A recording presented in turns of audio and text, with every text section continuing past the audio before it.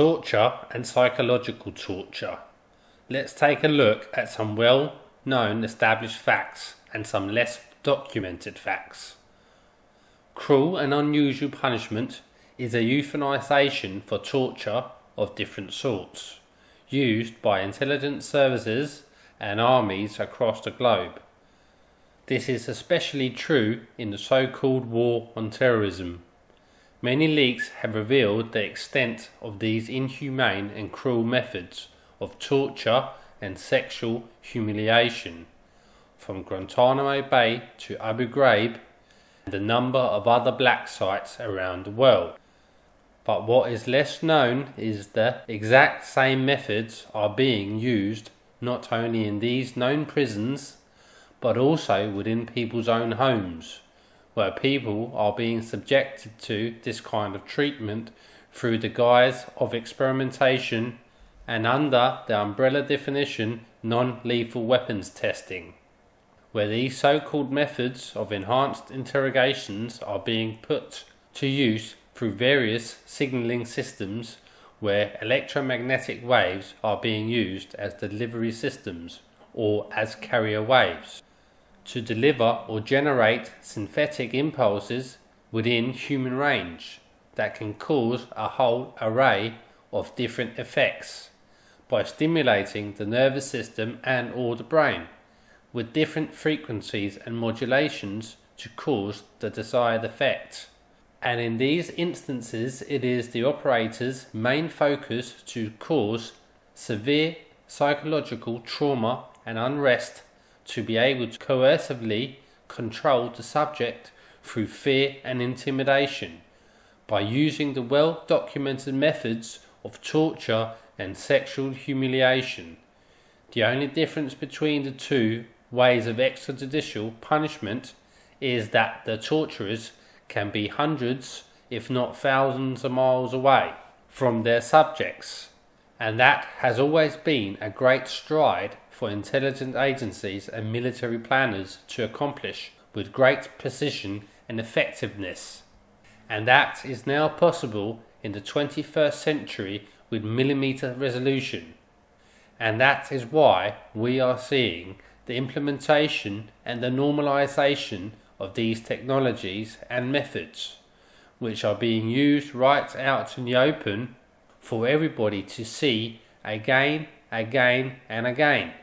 So the world's population gets and is being desensitized to specific establishments using these torturous techniques on targets from the civilian populations that have been deemed a target with no legal ramification to speak of.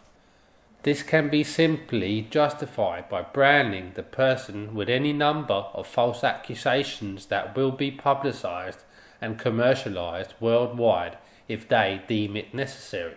So the end justifies the means, and that is what everyone is seeing these days. But unfortunately, it will take 10 to 20 years before these facts become well established, because that's the way our systems of government operate. Their war crimes and crimes against humanity gets forgotten until they no longer are relevant, and therefore the people in charge, or those who call the shots, never get held accountable. Just take a look at the war in Iraq, where hundreds of thousands of innocent people were killed and millions become refugees because of losing everything, on the false pretense of going to war because of the threat of weapons of mass destruction that never were there, which was the pretext that the West sold its populations as justification for going to war in Iraq. And we all know the results of that war. It was a grotesque failure and a genocide on the Iraqi people that no one was ever held accountable over, still to this day. And even those people being tortured and humiliated in the notorious prison Abu Ghraib still have immense troubles even being heard in a court, let alone being compensated for their ordeals that have scarred and ruined their lives. With this in mind, let's take a look at an interview on RT with a lawyer to many of these torture victims from this war, where he goes through what kind of treatment these people and many other peoples have been subjected to, and you for yourself will be able to hear the correlations between the so-called enhanced interrogation techniques and the techniques you are daily witnessing over the IT concept communication system. Does Britain have a brutal interrogation program similar to the one uncovered in the United States by the Senate Intelligence Committee? That's the allegation made by one lawyer, Phil Shiner, who represented the father of Baha Musa. Musa died in Basra in the custody of the 1st Battalion of the Queen's Lancashire Regiment during Britain's war on Iraq. Rupert Murdoch's Sun newspaper recently vilified Shiner's organisation, Public Interest Lawyers, explaining that it represents relatives of dead Iraqis who claim they were murdered by our boys. But if the Sun went on to decry Phil Shiner's firm, saying its actions spark outrage, his fight for justice for Iraqis tortured by British troops has just reached a new milestone.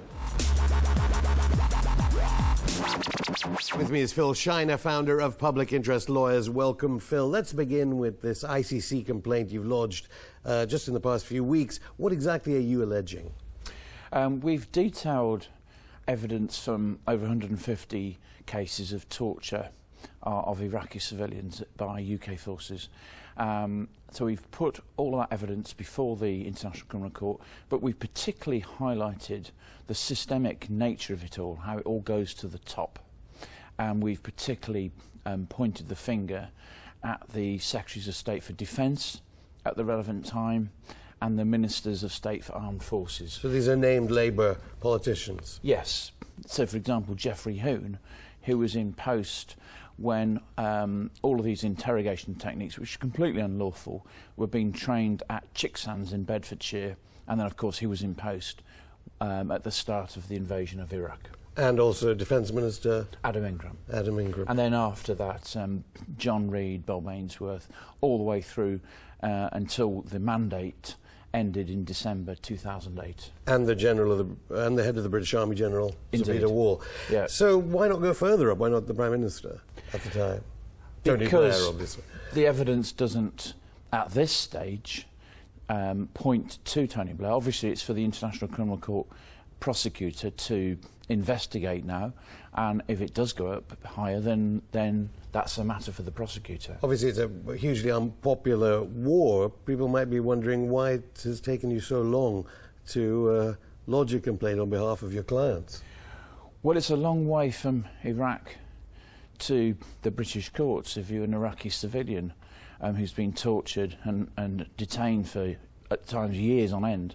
So it's taken a while for these Iraqis to have the confidence to come forward, or even to know that they had a remedy here.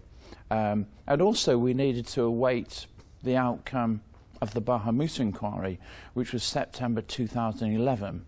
We began writing this complaint shortly after we had that report. It's taken us about 2 years to put this report together. Of course, with Baha Musa there was that compelling video evidence. In the cases you're talking about, no?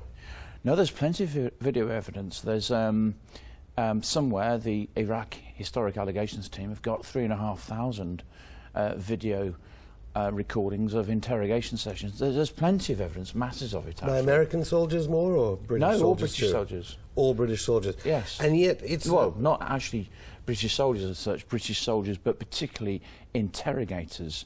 The majority of the allegations are about how we conducted our interrogation practices. As I say, they were trained at Chicksands, so we had a particular approach to interrogation which has huge similarities with what we know about what the Americans have been doing at Guantanamo Bay or Abu Ghraib or Bagram Air Base. To your knowledge, is that training still going on, or would they have amended it, or do we just not know?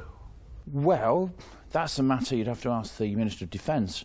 They say that in the light of the 73 recommendations of Sir William Gage in the Baha Musa inquiry, that they've implemented 72 of them, and that insofar as they've done so, then things would be better. Whether they've actually done so would be the subject of independent monitoring by a UN body. I myself would need some convincing that they've been good to their word and actually implemented the recommendations they say they have. What sort of torture are we talking about? A particular approach which commentators would refer to as coercive interrogation techniques. The idea modern states don't leave any marks. You leave with your fingernails, but not necessarily your mind. So the type of techniques that we saw in Northern Ireland, stress positions, hooding, food and water deprivation, the use of noise, that kind of thing, but much more than that. The use of loudcore pornographic movies during the night to keep people awake, but also to humiliate them, and a range of techniques that seem to have been designed with the male Muslim culture and mindset in mind. It's as if somebody reverse engineered a handbook on the Muslim faith and the Muslim culture. So a range of techniques designed to humiliate, debase, debilitate, disorientate, the repetitive interrogation sessions during the night, so in the end people didn't know what time of the day it was, and a range of very troubling techniques and practices that involve sexual matters, which I won't go into on your programme. We should also now talk, I think, about how torture has been a recruiting sergeant for the huge insurgency we see in Iraq today. How do you think what British soldiers did in Iraq has created extremism and extreme Salafism in Iraq today? Well, it's obvious, isn't it, that if you detain and intern hundreds, if not thousands, of young Iraqi males and you subject them to the most appalling and sexually humiliating ill treatment, etc., then eventually when they go home, they are going to talk to people and it's going to get out that the British way involves completely unlawful interrogation techniques. I can't imagine that a trained interrogator who really knows what he or she is doing really needs to torture and do all the things that they were doing in Iraq. Surely, if you are experienced and you know what you're doing, if someone's got information, you'll get that information from them without crossing the lines in the sand that says, no, that's cruel, degrading, inhuman treatment or torture. Phil Shiner, thank you. Thank you. As you just heard, this representative of many of these victims say that these methods are unlawful and inhumane and degrading and amounting to torture. And the purpose for these methods has never really been to extract information out of prisoners of war, but has been implemented and indoctrinated to make radical people out of prisoners, so they are basically creating terrorists and extremists because of the suffering that they have caused others through torturous treatment of innocent people in many cases, who had never been charged or convicted of anything other than being from a different country. And in these days, expressing a different political view can land you in the same kind of predicament that I myself and others are in. And that is an extremely scary thought that the establishments of the Western world are now willing to use these kinds of technologies and methods on their political enemies, and doing so right out in the open, giving themselves impunity while they are publicising their atrocious acts of power and control.